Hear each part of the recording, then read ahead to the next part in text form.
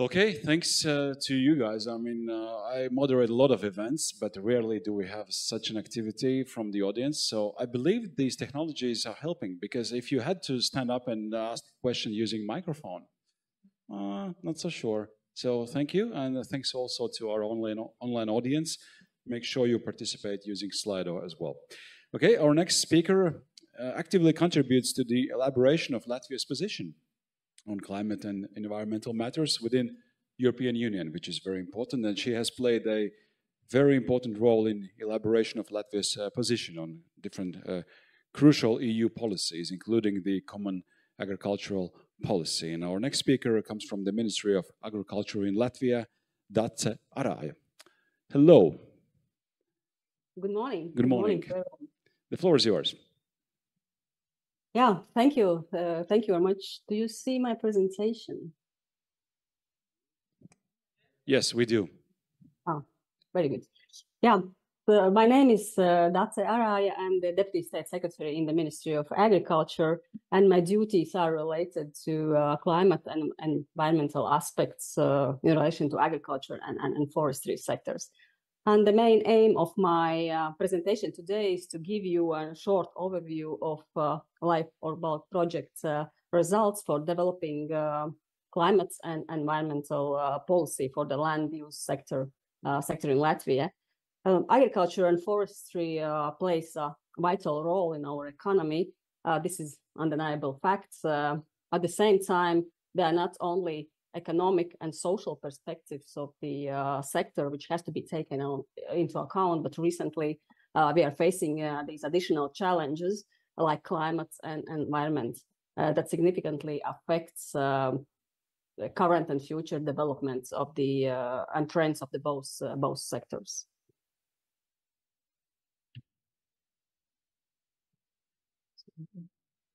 Did you see the next slide? Because it's not changing in my file.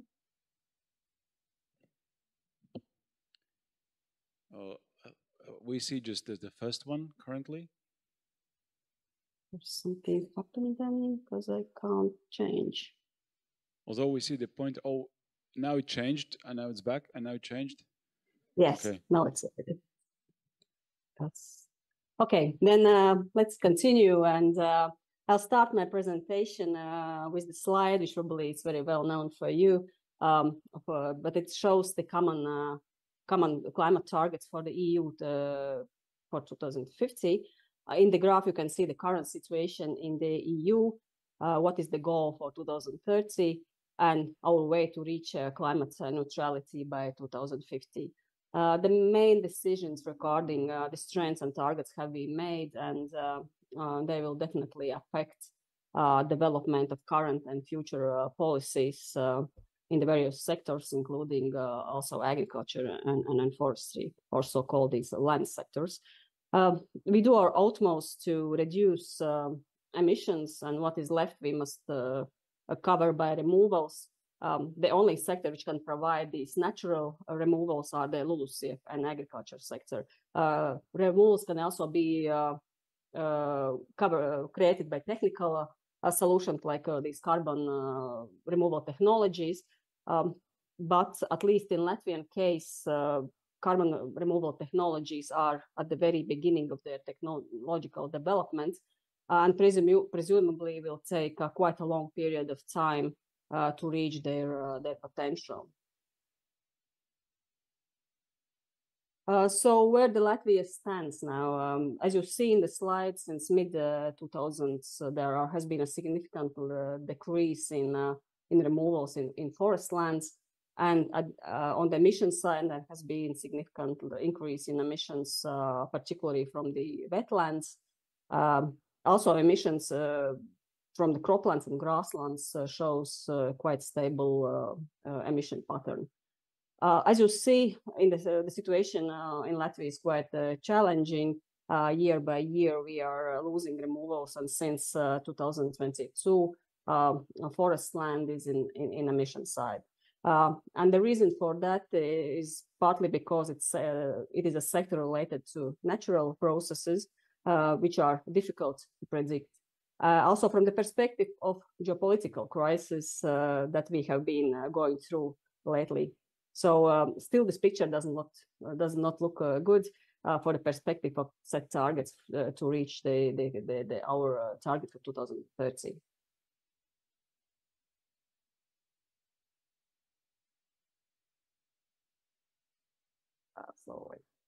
Sorry.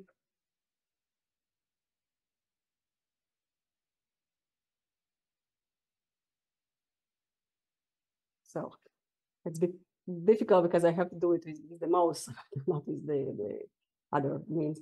So to keep the member states on track for reaching their targets, the EU has set and adopted this LULUCF regulation, which consists of two phases, one from 2021 to 2025, that must ensure that GHG emissions in the country's territory does not exceed the base level of removals, and the phase two from 2026 to 2030, where each member state has a separate goal for the LULUCF sector. But also what I wanted to show you in the slide is the common EU trend in the LULUCF sector. We can see that there is a common EU upward tendency in LULUCF removal part. Black line shows where the EU stands now in CO2 removals and where we have to be in 2030. It is clear that also at the EU level we are moving in the away from the set targets, so it's quite hard goal to reach without impacting other sectors. So to create the framework for the climate targets, each member state has to develop a national energy and climate plan. Now we are in the process of updating it, and these are the measures we are including in our new NECP for the LULUCF sector. In the slide, you can see there's a list of different measures currently identified as the most effective ones. And in the bold, you can see the measures that have been included from the LIFE.org bulk project. However, these measures bringing certain economical limitations are financially very intensive. We are having high expectations for the carbon farming uptake, and these measures can be financed by private means through these carbon market removals, carbon removal markets. This is still, however, are unclear for the future of the climate policy, which is uncertain, and we cannot predict how carbon farming will be implemented on the larger scale. Also, there are some limitations for the scheme at the moment in the carbon removal framework regulation expert group. They are discussing that, for example, afforestation of organic soils will not be permitted under this regulation.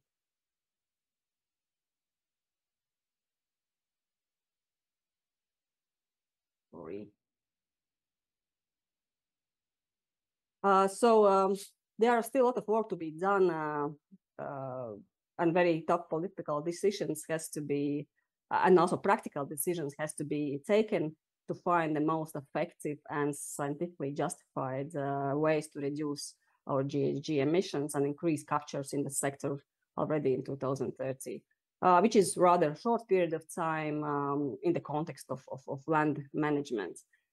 Current conclusion is that most effective ways to achieve the goals, which comes as a result also from this project, would be afforestation of organic soils, but also of low quality soils, together with hydrological regimes and revetting of drained soils and wetlands.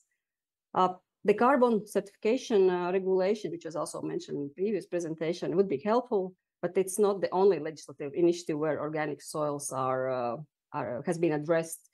There is a tendency from the EU side to come forward with new proposals, which in a way limits the possibilities for member states to choose the most suitable solutions for them.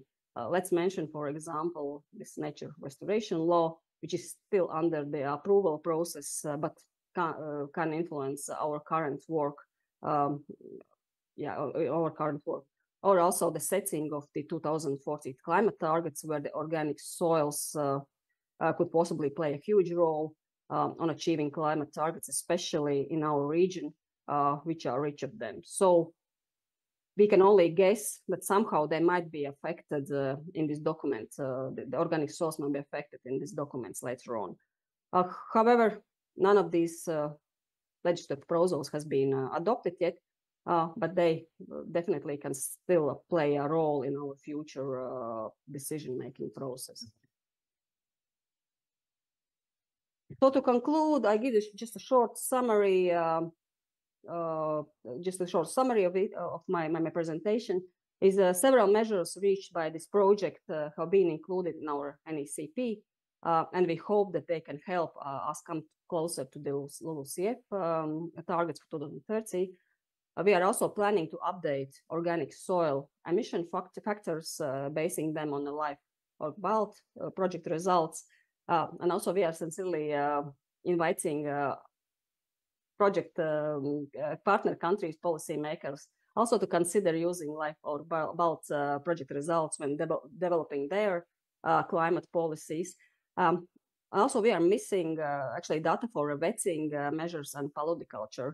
And it's because during the preparation of the project proposal, revetting measures were not that widely discussed as they are currently. And last but not least, research on organic soils focusing on continuous emission measurements in typical locations by considering revetting measures should be continued. So this is briefly it from my side, and I just thank you for attention. And also would like to say you that to have a fruitful discussion for today's conference. Thank you.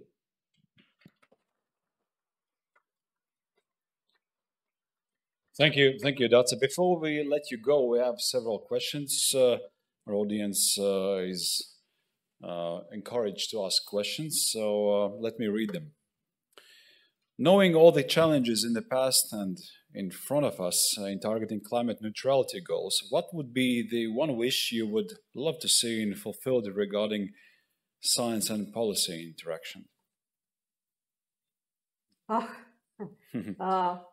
My answer would, I think the science is the one of the main instruments for us to go forward and reach those targets. I think this is the most important thing. Without science, we actually can't really do anything. So I think in that sense, the science is the key, and these kind of projects really much help us to go forwards and to find the best ways to reach those targets or to come closer to those targets. Okay. About afforestation, will it be done on all peat soils? No, actually, I don't know what the person who asked the question. I know that actually the NECP is the plan to do. This is basically, in our case, this is not the plan. Of course, this is the kind of we can do the initiative, put initiatives on the table, and some financial maybe interest for the landowners to do these activities. But it's definitely not our task to do afforestation on all the peatlands. This is only by checking, analyzing the best possible way in terms of climate measures. Then our scientists are really proposing that this is the one who gives the biggest benefits in the climate, in the reaching of climate targets. So, but it's not our aim to do afforestation in all the peatlands. Definitely not. Right. I see from questions that we have emotions involved as well, which is fine. I mean, human beings are emotional. So, if such uncertainty is linked to carbon removal, why NECP is relying largely on the unknown? So, yes, a lot of these, my answer would be that a lot of these, the new initiatives are uncertain at the moment. As I mentioned in the proposal, there's not only carbon removal certification regulation is not under it's still under the scrutiny, and we are not knowing how it's going to end up. there's also other initiatives which are, as I mentioned, can really tackle the peatlands and the wetland side and organic soil part. So, but yeah, there's a lot of uncertainty. We are relying on it because carbon farming is the instrument to do this. So this is the one of the instruments we can do. For the moment, there's not too many other possibilities actually to plan the financing part. Mm-hmm. So this is one of the hard topic, I think, also in the future discussions about the financing possibility. But the carbon farming we see as the one of the it's still uncertain, of course, but it's still one of the financing possibilities to invest and to implement those measures. Okay. You work in a ministry, so from the policymaker's perspective, how would you rate the importance of research and demonstration projects like this one, like Work Belt, in supporting European and national policy planning? Actually, we would love to see more projects like this, where the policymakers can work closer to improve the project results and also to turn the policy into the practical. The science in the practical meaning. So my answer would be that these kind of projects are it's very good to do this, and I think we have to do even more on those. Okay. The more you say things, the more questions come in. I mean, I don't know, how do we end this? Do you have time? It's fine with you? Because we have a lot of this. In this system, Slido, that we use, you can actually like questions, and this one got 3 likes. I mean, it doesn't sound a lot, but it's the most. I mean, it's a little provocation, I believe. So how can you invite policymakers to use Lifebelt.org project results if the research is based just on 2 years of greenhouse gases measurements? And also mentioned that we have to continue these kind of measurements. Of course, 2 years are quite short period of time in the scientific terms, but we have to continue these kind of projects and to develop and to improve the quality of the results, of course. Mm-hmm. All right. So about solutions. Isn't it better to save long-term carbon store in peat by revetting than gamble it for short to mid-term store in timber grown on drained peatlands? So imagine you're in a casino. So what do you bet on? I think 50-50. I don't know, because yeah, it's safe. 50-50. Let's. I think that both of these measures can give some kind of benefit, but not always. In all the places, one or other is suitable. So you have to really see side by side and situation by situation. So not always deforestation is possible in that case, or maybe not revetting is possible. So it's really you really have to investigate before doing something like that. So yeah, that could be my answer. So both are possible measures, but you have to really see and to analyze the situation on the ground, what is possible, what is not possible, and what kind of benefits it gives. All right. I'm not sure if you can cover this one because it relates to other EU countries. I mean, at least the question says. It states that most of EU countries stop afforestation of peat soils due to both economic and climate reasons and move to revetting. Is it so? And if yes, then what's different in Latvia? What's your take on this? I would say I haven't had this kind of information. Of course, every member state now is preparing their NECP. So those are, the first submission time was last year, I think November. So the first draft was there.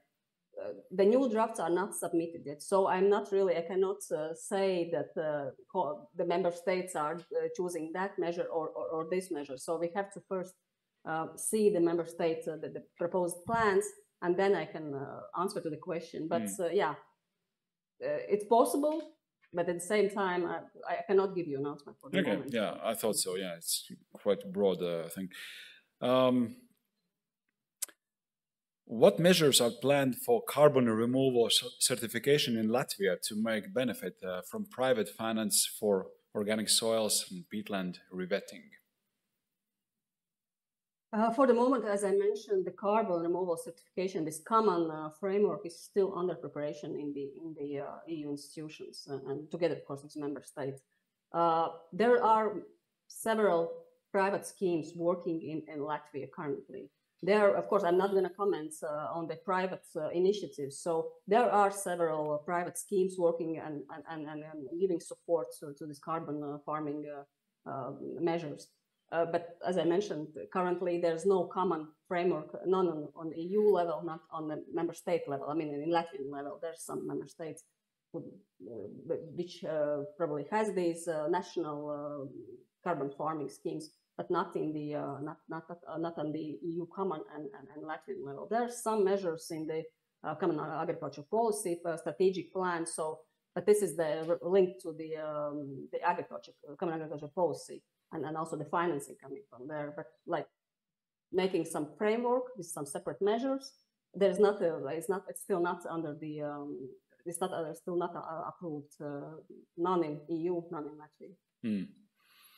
Actually, the Slido questions are seen by the whole audience in the room, so I have to read them.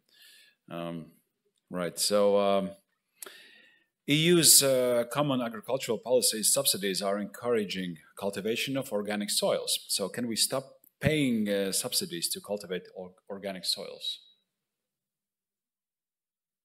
I wouldn't really, I cannot comment for the moment because this is a common CAP strategic plan. There's a guide too, yes, there's some measures and it's also should be protected in the EU terms. And there's still consultation process going on inside the ministry together with the European Commission. How to, because for Latvia, there's 2025, the year where we have to start to implement this, the guide standards. So yeah, this is still under the consideration and discussions together with the different kind of organizations how we as Latvia will implement this guide standard. Okay, so will member states at some point would need to enter the voluntary market and purchase carbon credits to achieve the EU goals?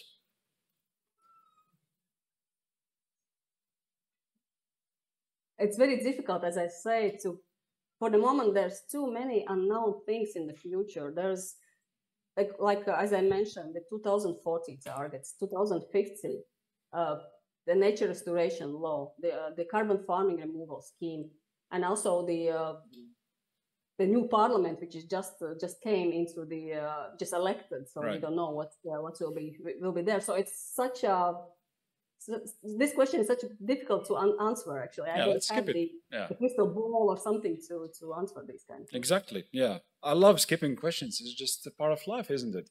I mean, you leave it, for the later stage.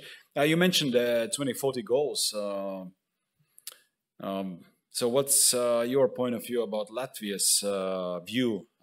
Is it realistic? I mean, what's our national official policy about it? Maybe you can... The goal hasn't been set yet. Those who know maybe more about the legislative process in the EU.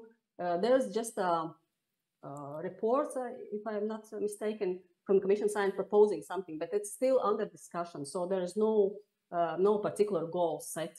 Of course, there's a national position in the preparation, and we are, of course, from our side, really explaining also our taking the current experience with the reaching the 2030 goals. So we also giving our input in this, preparing our national position on that, just explaining where we see the difficulties and in that sense, taking the experience from the current situation and looking forward for the 2050 goals.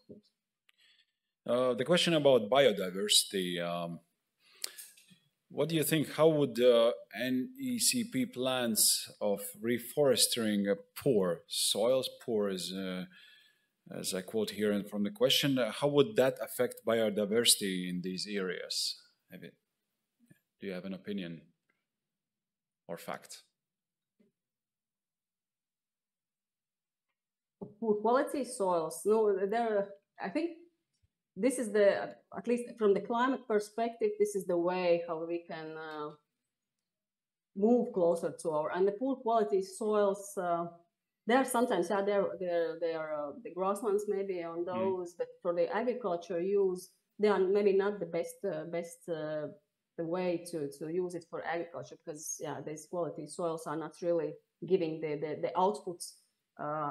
By the same time, you have to give out inputs to produce the decent to receive a decent income from this kind of land. So the afforestation could be one of also the solution for the farmer or the landowner to get some additional benefit. All right, that's if somebody asks you how was the day today, I mean, and you just might go like, I was doing this keynote in the presentation, but the questions, I mean, those were tough. That was yeah. So thanks for surviving this Q&A session, and thanks for the presentation. And yeah, best of luck with what you do. Thank you.